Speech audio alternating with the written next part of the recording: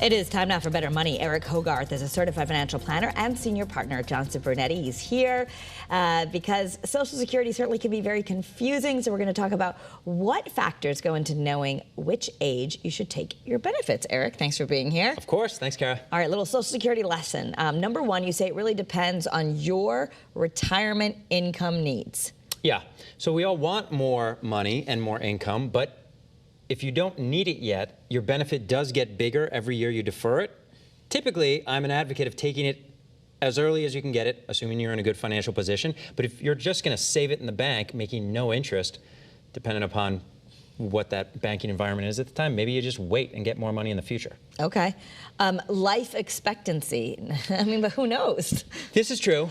Unfortunately, some people have a better idea of what, like if your life expectancy is not great, Social Security, consideration, if you're married, right, your spouse is going to has access to that benefit should you die early.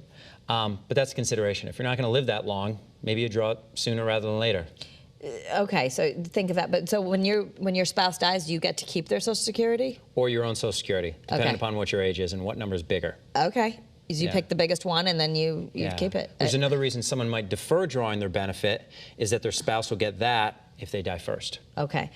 Number three, your marital status. Yes. So, or your former marital status, because if you were married for 10 years and you got divorced, you still have access to that ex's Social Security, and people ask, well, I don't really want to talk to them. They're not involved in the process. Another consideration is, were you married? Are you married? Because then you have more options, and don't, none of us know what we don't know. Make sure you're educated on what your options are. Yeah, you don't want to be leaving money on the table that's rightfully yours. Correct. Okay.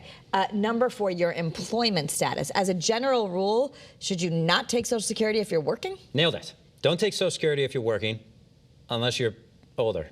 Because if you trigger your Social Security benefit before your full retirement age, which for most people watching this is going to be 67 years old, you're going to get a penalty. So you could draw it at 62. We all want more money, but if you're still working, you make too much money, you're getting penalties. Don't get penalties. Don't get penalties. More to understand the benefits. We have a free offer, Understanding the Benefits 2024. Get your free copy by going to bettermoneytv.com. Thanks so much, Eric. Thanks, Kara. That's Better Money.